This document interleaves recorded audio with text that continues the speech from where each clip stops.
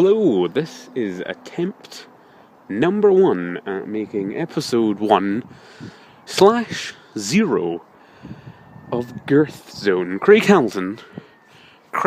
Hamilton's GIRTH-ZONE. Welcome to the GIRTH-ZONE, everyone. Ideally, I was going to do this as a YouTube stream.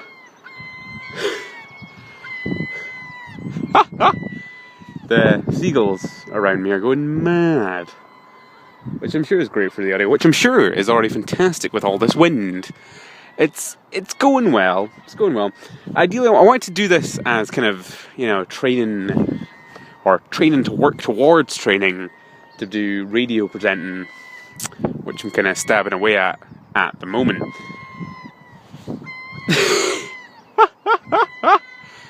Maybe I'll stop and we'll cut here and we'll come back when there's no seagulls, or I'll keep talking. Who knows? It's a strange business, this. I'm standing. I'm not standing at all. First, that was a lie. Not standing. Oh my god, these troll seagulls, these troll gulls. Shall we just make it about them? Maybe I'm too high up. That might be a problem. I might have gotten too ambitious. There was seats lower down, but then I saw this really tall seat and I was like, whoa. That tall seat's for me. Craig, you secure that top seat. You deserve that top seat. The seagulls are in the distance now. Anyway, the GIRTH-ZONE. Welcome to the GIRTH-ZONE. Episode 0/1 of the GIRTH-ZONE. On the GIRTH-ZONE, we're gonna mostly talk about toys, because that's what interests me, but there will be occasional other mutterings about comics, films, TV, what I've watched. And I'm actually quite tired, so it's probably a bad idea to start this, but hey, here we are. So, up first, toys. Toys that I've bought this week. So, toys that I bought this week. Well, I don't think I bought any toys this week. I don't think I have bought any toys that I can think of. That doesn't actually mean that I haven't bought any toys. I just might be so depraved. That's probably not the word. Decrepit. Demented. Those words. Probably so not entitled. It's like that though. I'm probably so lucky to have bought so many toys that I might have forgotten about toys that I bought this week. Can't say that I bought toys this week. So last week I bought some toys. I think it was last week anyway. For the sake of talking, I'm going to say it was last week. Last week I picked up Red Robots in Disguise 2015 Blur. Not a big Blur man, not a big Blur man. Never really gotten into Blur. I enjoy that he talks fast, I enjoy that he's blue. Nothing really else there for me. I've never really gotten into his history or any of the alternate universe Blurs. I hear the animated Blur was a cool guy, but it's been ages since I watched animated, and I feel like I didn't watch it all. However, I saw Red Blur, not a big Red man, as you know. I've only got a few, and it's been a bit of a mixed bag with Red, although I'll have to say, the Red toys that I brought recently have been getting pretty good. There's been improvements there. They've definitely noticed what was wrong with the Robots in Disguise line, and kind of tried to correct it a little, if not perfectly. I got Storm Shot. I feel like I keep calling him Sky Shot. It doesn't matter. He's a plain guy from Combiner Force. Skin Shot? No, it's just getting worse. But I got him a month back, at the same place I got Blur, actually. We'll get to that. The reason I got Blur was that he was a $5. He was a $5 from Asda, and you know me, I see a bargain and I have to buy it. That's how you get me. That's how you lure me in. That's how you break me. You're like, yo, Craig, you don't want these things, but maybe now you want them because they're so cheap. Cheap. If you really get one of those pop guard things, I'll eventually improve. But Blur, he's lovely. He's got a few problems, and I can't really outright pinpoint what they are. His shoulders leave a bit to be desired for me, but otherwise, he's pretty cracking. He's a sports car, as you'd imagine. He's like a future sports car, I guess, again, as you'd imagine, but he has he's got these vibes he gives off. He reminds me of Homer's car, you know, the Homer from that episode of The Simpsons where he designs that car and bankrupts his brother. Who I feel like was Danny DeVito. Can't remember. Anyway, was he Danny DeVito? He may have been Danny DeVito. I'll go check that. We'll come back and we'll carry on. But the Homer. That is what Blur's car mode reminds me of. The Homer spliced with Prime Wheeljack, because Blur is very much like a cut down, knock down, semi-cheapo version of Prime Wheeljack. He has the same feet. He has the same kind of like feety bits. Shins, that's what I was looking for. He has the same shins, and those shins are very Wheeljacky. But other than that, actually, I can't think of anything that really. I mean, he kind of has the same shoulders as Wheeljack. He looks like a Wheeljack, is the thing.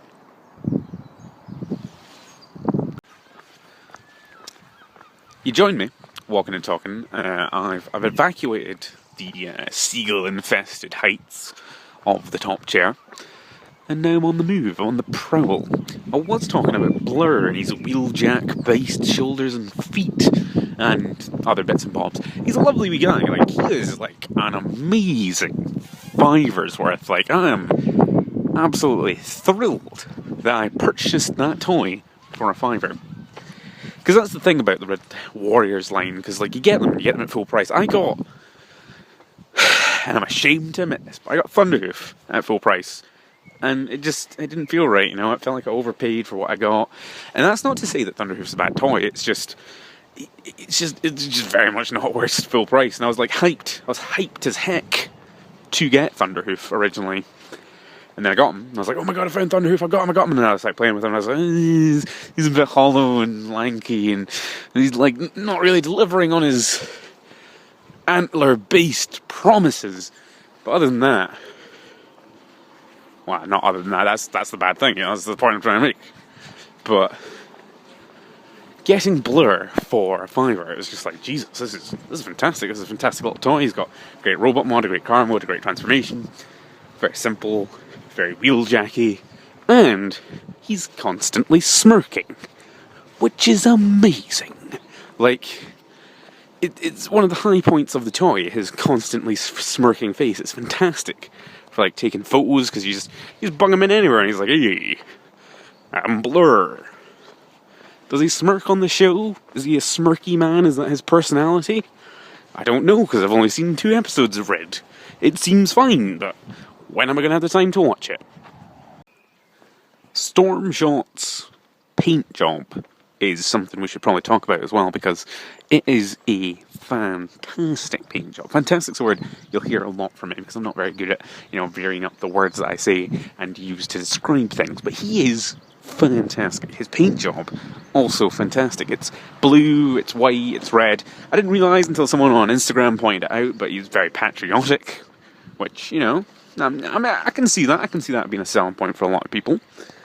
He visually looks like Gundam and or Brave series thing. Not specifically your man Go Gai Gar, King of the Braves, but one of those other Brave series is that I should probably watch. You know, like one of those police Brave things, or I don't know, was one of them about boats? Yeah. But he looks brave, he looks Yusha, if that's a word I can use. Not really sure I'm founded in using it, because I don't necessarily know what it means or how to apply it, but in my guts tell me, my guts tell me to say it, so I will. He's very Yusha, or Yasha, however it's said and pronounced. Hopefully not offending anyone there. But yes, Stormshot, again, I'm not 100% on his name. So for Blur, 10 out of 10 would definitely buy. Like, I would, if you're a fan of Transformers, if you're a fan of Blur, you've probably already got Blur. You probably got into the hype. You probably went hunting. You probably had your men secure you a Blur. You don't need me to tell you to go get Blur. Blur is essential, if that's your thing. Stormshot, or Skyshot, or Skinshot, or Shot, can't remember his name, not really important. He is fantastic. fantastic. He has one of the best robot modes I've played with in ages. Not necessarily like most posable or expressionate, but just like he is a super robot. He is a brave pupper. Like, he is out and about, standing there, stalling there, being a super robot. Like, he is unapologetically, amazingly out to punish evil. He is fantastic. There is swarms of midges here, like TIE fighters from Return of the Jedi. It is not going well. Stormshot is fantastic. Not a big fan of his jet mode, if I had to criticise, you know. It's like, it's kind of standard, like, legs fold up, lie down kind of affair. I mean, that's unfair. He has a lovely, like, back twisty kind of motion, like he folds his back open and under, and it's kind of hard to explain in an audio format. You'll see, I've got a video up on YouTube that's like his transformation and some key shots. Also, you probably already know, because you're listening to a video about Transformers. Like, you've sought this out, you know the score. That's bad, isn't it? I should, you know, educate, well, not educate, but I should inform, you know. I should be like, actually, his transformation does this, this, and this, and it's achieved in this manner. I don't know, I'm not a transformation guy. I know a lot of people are like, oh my god, the transformation on this thing. I'm like, like, I like robots, that's why I'm here. Occasionally I like what they transform into, and I like the fact they transform. It's a fun, tactile thing to do, but I'm mostly here for super robot action. Welcome to the live toy hunt section of the programme. I'm out and about. I've just been to TK Maxx there to check on the Transformer situation, and it was okay. It was better than like it has been in recent weeks, but you know, it wasn't fantastic. They had like 2 Transformers. They had both of them were a Bumblebee. I don't mind Bumblebee. I don't mind the plague of Bumblebees, but like, when the only Transformers you have is Bumblebees, it's like, eh. They had like a Rescue Bots Bumblebee that was like an F1 car that looked funky, and if I had all the money in the world, yes, I would buy that, but I don't, so, eh. The other one they had was those wee fellas that you get for red. You know, like, they're smaller than a warrior, but they're not like a one-step changer or anything. They look quite posable, and they have like a wee minicon buddy. I had him, and I have to be honest, I was a wee bit tempted by him, because he was a tenner, it was 2 robots, they looked pretty cool. I want to try the price point out, but Bumblebee. Again, don't hate that there's loads of Bumblebees all the time. Bumblebee's pretty cute, but So we have struck the motherlode. I was just in B&M there, minding my own business, you know, like, not really planning on buying any Transformers, and then, whoa, it just heaved into view. They had, I think it was, is it Wave 4? The Autobot wave, you know, Skyrain's wave of Combiner War Limbots, and I was just like, well, there we go, gonna have to buy Trailbreaker. It's just gonna have to happen, and eventually I'll have to come back and buy everything else. I already have Hound, so don't need to buy him again, which, you know, that's a plus. That is a plus, you know, you gotta be sensible in these economic times. But having said that, I just bought Trailbreaker, you know, I saw him, had to buy him. It's an addiction, as I'm sure you all well understand. Might be windy now, might be a lot of cars and a lot of people moving by, because, once again, this is a live toy hunt. The GIRTH-ZONE bringing you innovative content since current year, whatever it is, 2K17. Trailbreaker looks amazing. I mean, he looks like that mold. He looks like the First Aid Ironhide mold, but, you know, all lovely and black and having a gun hand. Don't really know anything about Trailbreaker. I'm sure I'll learn. I'm sure the comic that comes with it will have nothing to do with Trailbreaker, because the last one I got, Hound's one, I'm pretty sure didn't have even Hound in like a background panel, as you think they'd justify it with, but hey-ho, I'm ecstatic. I just bought a Transformer. It's one of the feelings, you know, it's one of those like, yes, I just got the thing that I was after, and it's a toy. Excitement. So, moving on to off-topic. Off-topic because my life is entirely based around Transformers, you see, so anything that isn't Transformers is considered off-topic, apparently. But yeah, off-topic. This week I've been barreling through all of Matt Smith's Doctor Who in the Girthy household, and we've been having a good time, you know. Like, I was a very vocal opponent, is that what they call him? I was very against Matt Smith's Who, not because of Matt Smith, because Matt Smith is pretty cracking. I can't begrudge the Easter Island man, he's lovely. It's that Moffat, you know, Moffat.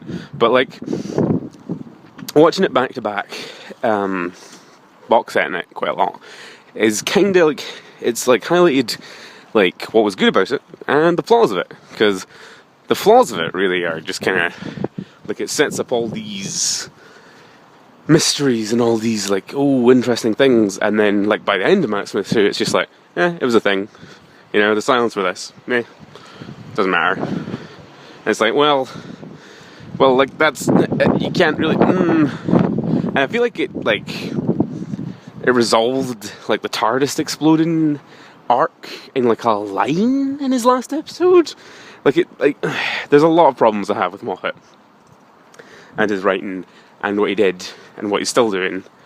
But, I mean, I feel like I've mellowed with time. Like, I was red raw angered back in the day, but now I'm just like, And now we're having some technical difficulties. I just recorded a wee section of the GIRTH-ZONE with Craig Reynolds. It's not my name, but, you know, it's early in the morning and I like to get fanciful.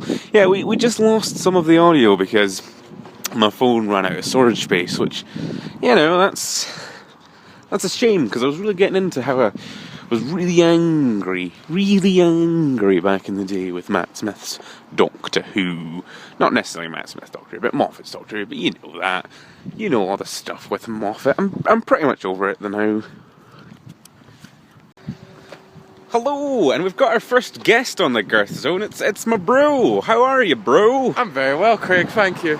That's good having you here. How are yourself? How are you doing? I'm doing just dandy. Just dandy? Uh-huh. Have you been up to much? Have you been playing much video games? Much kind of nerd content?